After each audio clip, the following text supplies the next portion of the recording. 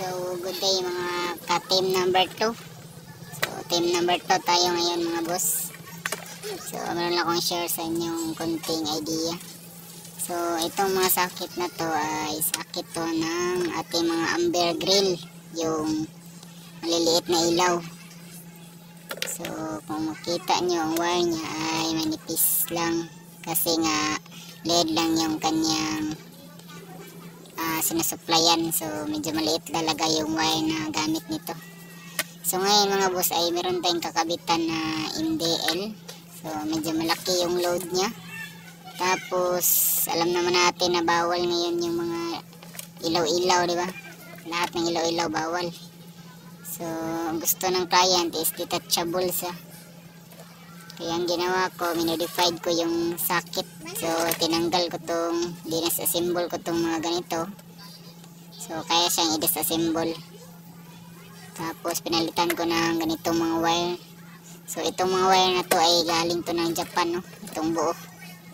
So, Japan talaga yan. Surplus. So, ang ginawa ko, kasi tatlo yung wire niya. So, dalawa lang yung sakit na available. So, separate na lang natin yung ground. Kasi yung MDL niya ay merong high tsaka low. So, ganyan lang gawin natin para hindi to mag-init. Kasi pag ito ginamit natin, mag-iinit to kasi mataas yung kanyang load. Tapos yung kanyang resistance ay mababa. So,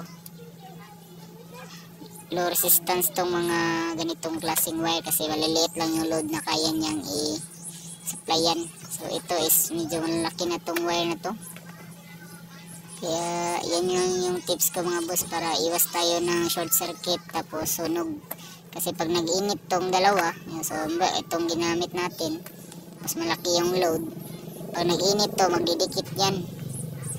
Ano ba, kung hindi naman nilagyan ng fuse ng gumawa, so sunog talaga. So, yan lang yung tips ko sa inyo mga boss na konti-konti lang pero sana makatulong. #team number 2.